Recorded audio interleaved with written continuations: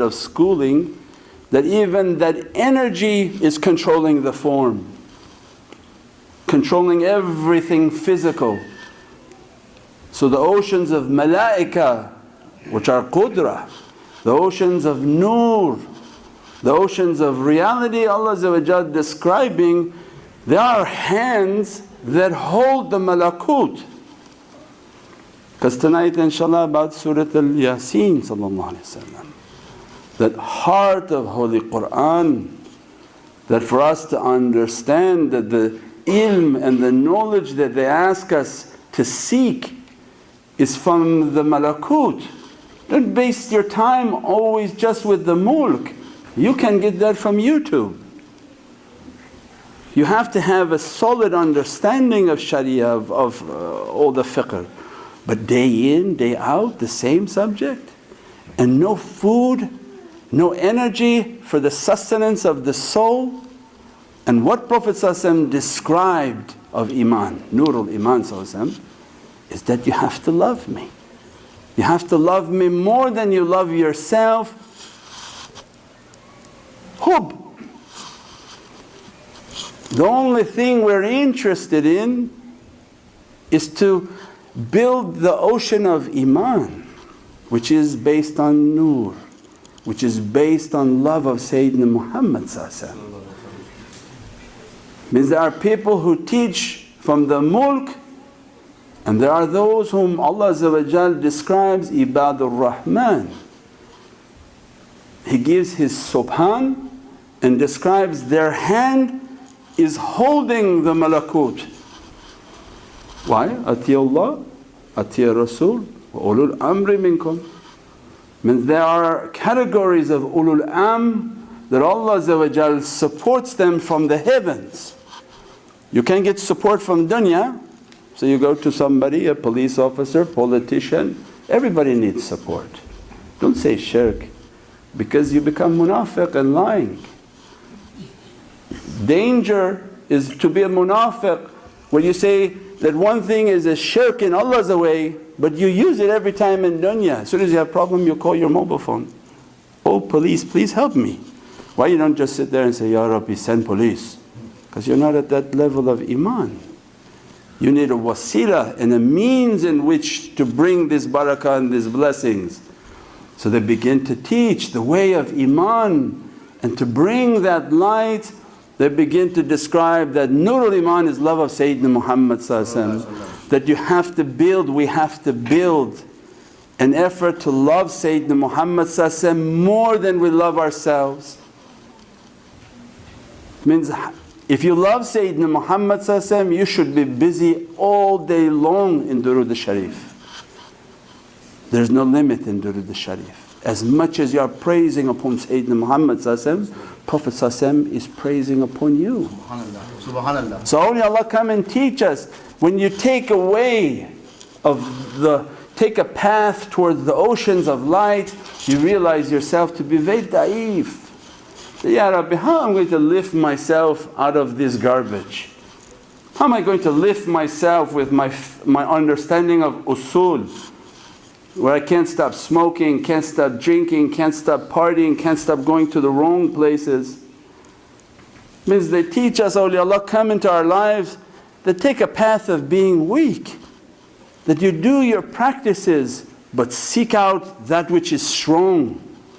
Means as soon as you begin to love Sayyidina Muhammad one Durood al-Sharif, and Prophet making 10 Durood al-Sharif upon us. Subhanallah. Subhanallah. Means you stop thinking you're going to lift yourself out of the problem and say, Ya Rabbi, ana abdaka al-ajiz, o da'if, o miskin, o zalim, o jahal.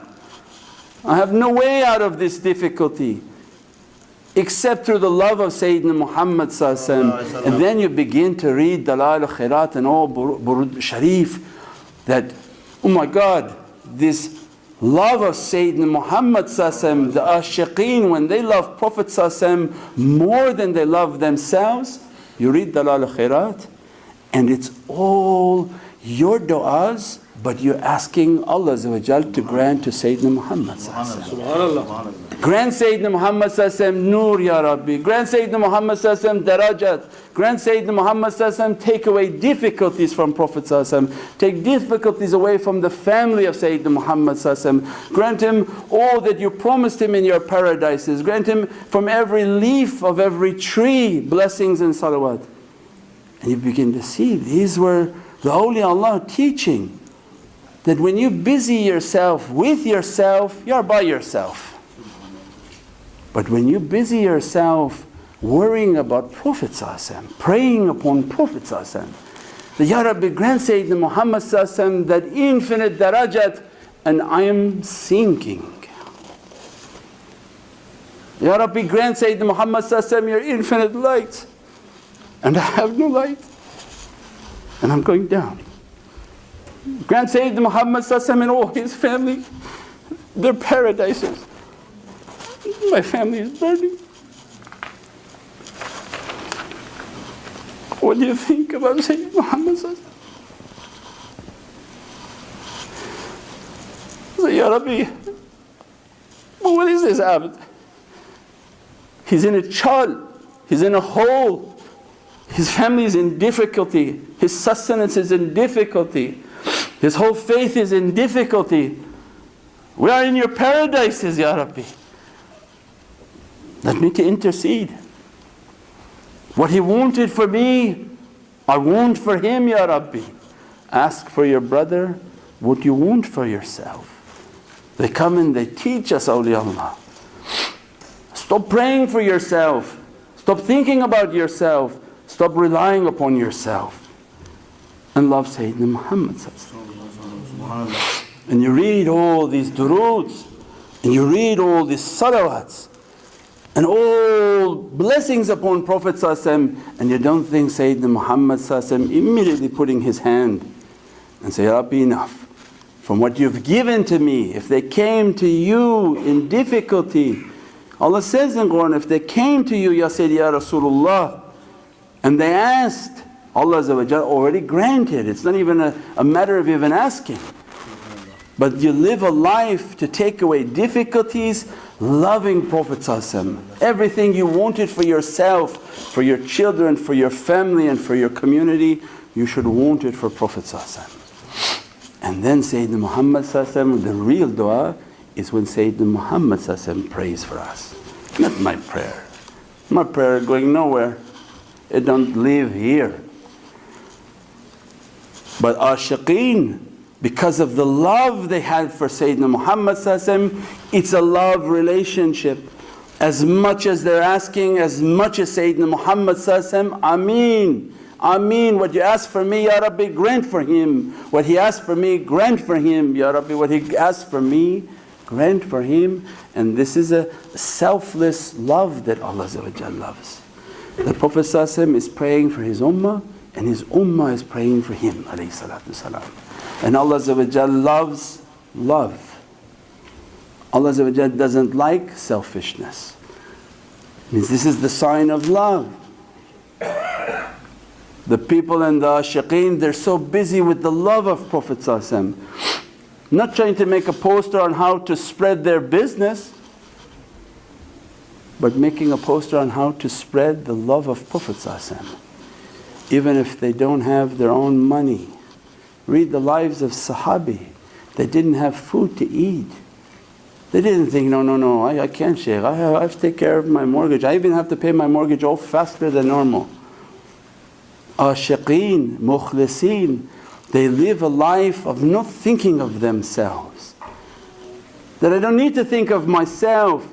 Let me spread the love of Sayyidina Muhammad ﷺ, and Sayyidina Muhammad ﷺ will begin to think about me. Ya Rabbi, he's spreading his love for me, start sending his sustenance from ways he didn't even imagine. And Allah sends his servants and they begin to support you like you can't imagine.